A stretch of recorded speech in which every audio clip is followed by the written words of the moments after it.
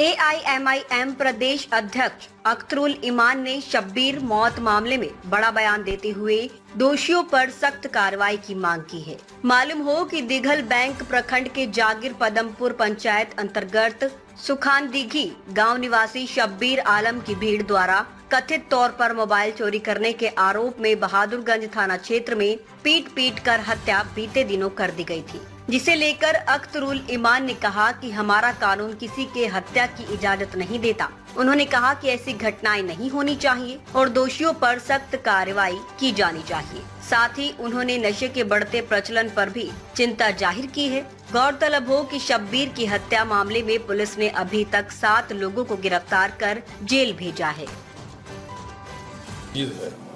मैं चोर की हिमायत नहीं कर सकता। आप सबसे सख्त कानून दुनिया में लोग कहते हैं शरिया कानून है, इस्लामी शरीयत का कानून।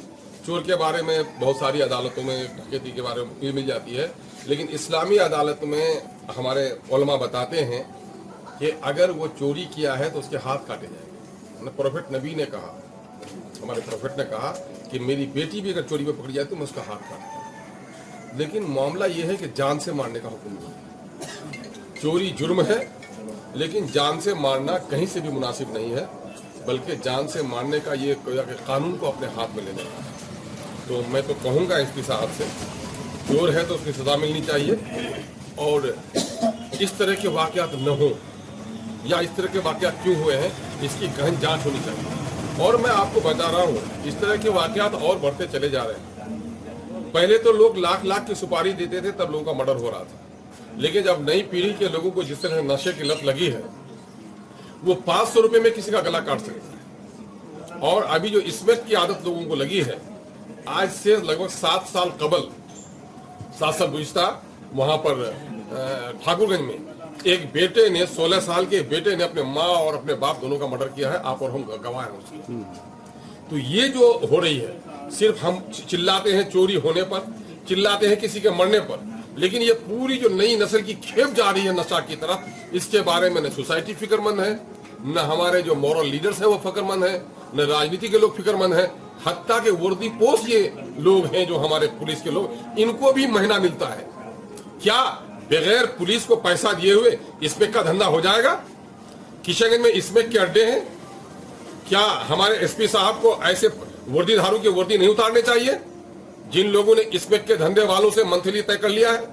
ये काम करना चाहिए। इनके खबरी लाल लोग कहाँ हैं भाई? पैसे की लत, मेटेरियलिस्टिक पॉइंट ऑफ व्यू से लोग सोचने लगे हैं। भौतिक लक्ष्य की प्राप्ति के लिए लोगों ने अपने दायित्व का निर्वहन करना छोड़ दिया है।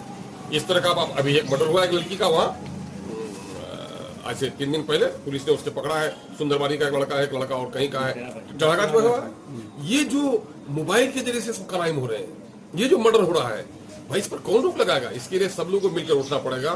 चोरी करना जुर्म है और चोर की सजा अदालत तय करेगी, किसी शख्स को नहीं तय करना नहीं होगा।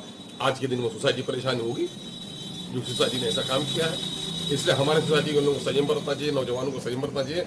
चोर को पकड़िए, चोरी से पहले भी चोर के लक्षण जिन लोगों में आए हैं उन पर निगरानी कीजिए। समाज टूट गया है, समाज को एक दूसरे से कोई रिश्ता नहीं है, समाजी बंधन टूट गए हैं, सरपंच का कोई काम नहीं रह गया है।